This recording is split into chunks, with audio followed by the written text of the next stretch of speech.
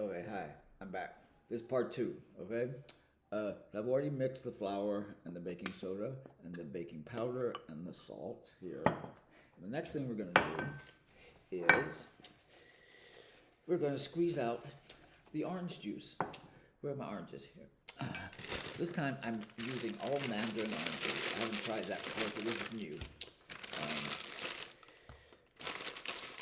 I admittedly, I started trying to find. I just threw that down on the floor.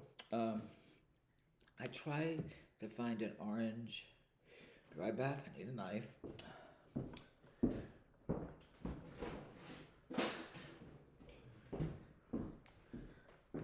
It's very rough, isn't it? Okay.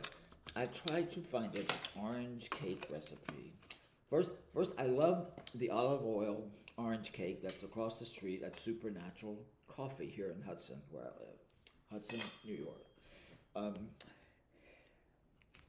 and but I couldn't find one that was as good as theirs. I still haven't. Theirs is still better than mine, but I like baking because it's I've never done it before in my life, and it's meditative and um, calming, and there's a result afterward. Um, and you have to be organized.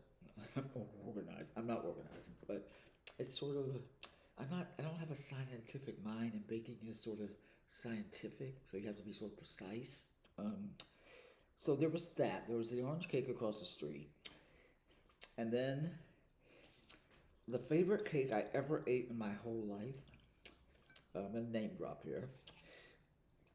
Was David Geffen had a cook. Uh, she was his cook, but she sort of just sort of ran his life and his houses. Her name was Alice, or is Alice. I loved Alice. Um, I love Alice. I haven't seen her in years.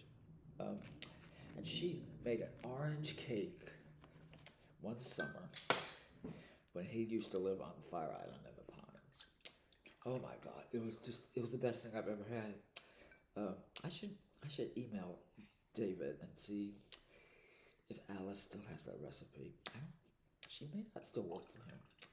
Um, anyway, I love that orange cake. Oh my God! So I thought of that also. Um, and I thought of Alice a lot. I've thought of Alice a lot since I've been baking this cake. And what a sweet woman she was, and what a great. And God, that smells so good. I wish you could smell it. Uh, uh, what a great influence she was on David. And how kind he was to her. I love the whole dynamic between them.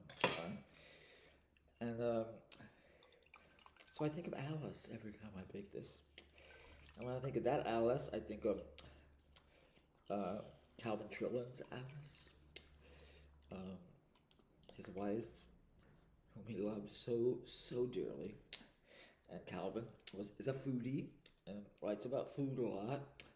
Uh, let's see. You want half a cup of this. This is my invention also, because some call for a quarter, but I like a lot of orange juice in mine.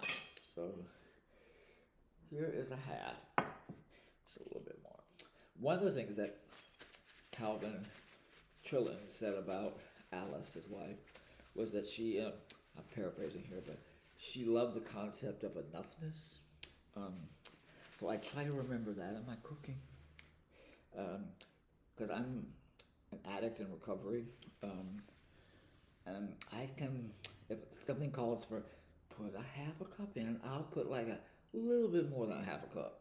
And sometimes that really fucks up the whole recipe. So I think of Calvin Trillin's Alice also when I cook. That enoughness, enoughness, be very aware of enoughness.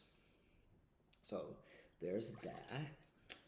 And then you add. Oh, I'm making olive oil cake and I forgot to get the olive oil out. Where the fuck? Excuse me.